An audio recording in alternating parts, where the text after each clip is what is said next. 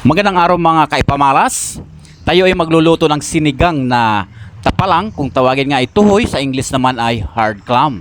Ang pinaka main ingredient natin ay katmon at itong tapalang. Ayan, magsisigang tayo nito ano. Kaya ang gagawin natin, aalisin muna natin ang laman ng tapalang na to sa kanyang shell. Kaya ingat-ingat lang tayo sa pag-aalis, baka madali ang ating kamay ng kutsilyo ano. Kaya dandahan lang ang pag-aalis. Ayan, ganyan lang guys ang pag-aalis ano ng laman ng tuhoy na to. Kaya ingat-ingat lang. Ito guys, luto na to ay sa mga probinsya lang to kadalasan makikita ano, yung pagluluto ng tuhoy, dahil sa ibang lugar ay pangbihira lang ang ganito ano, lalo na ang ingredient ng katmon. Ayan, napakasarap guys ng katmon. Kung hindi pa na kakatikim ng gantong luto, try nyong lutuin ang gantong luto ano, na ang pang-asim natin ay katmon. At ito nga pala ang mga ingredient na ilalagay natin sa ating lulutuin na sinigang na tapalang with katmon.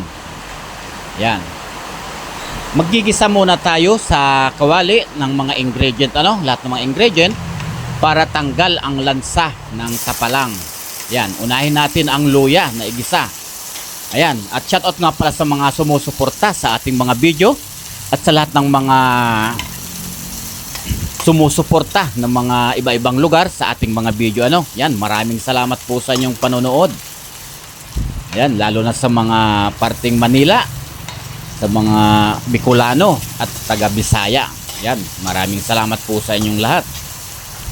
Yan, di bali ginigisa muna natin ang mga ingredient na isasahog natin sa sinigang na tapalang with katmon.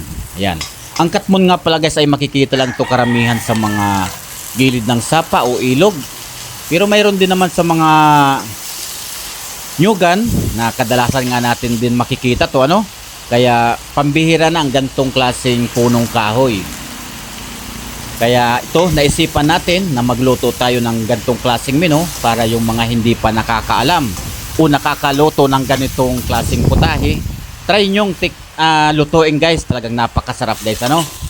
Ayan, di bali na igisa na natin lahat ang mga ingredient at inilagay na natin yung laman ng tapalang. Ayan.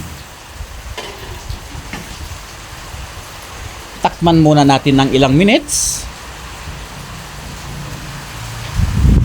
Ayan, di bali na-steam na natin. Ito na ang tsura ng ating ginisa.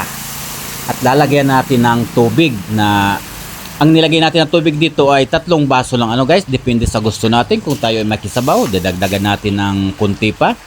Pero sa akin, ang gusto ko ay katamtama lang ang sabaw para kalat na kalat ang lasa.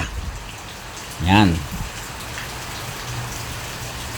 Napakasarap nito guys ano, ang kanyang asim ay natural, talagang organic ang kanyang asim. Yan, kahit yan guys, laman na yan, kinakain din yan no, yung laman ng katmon. Yan, bali dinagdagan natin ng sili, pang patapang at pang painit ng lasa. Dahil yan, paborito natin ang sili ano. At nilagyan din natin ng talbos kamuti na naani lang natin dito sa paligid ng ating bahay.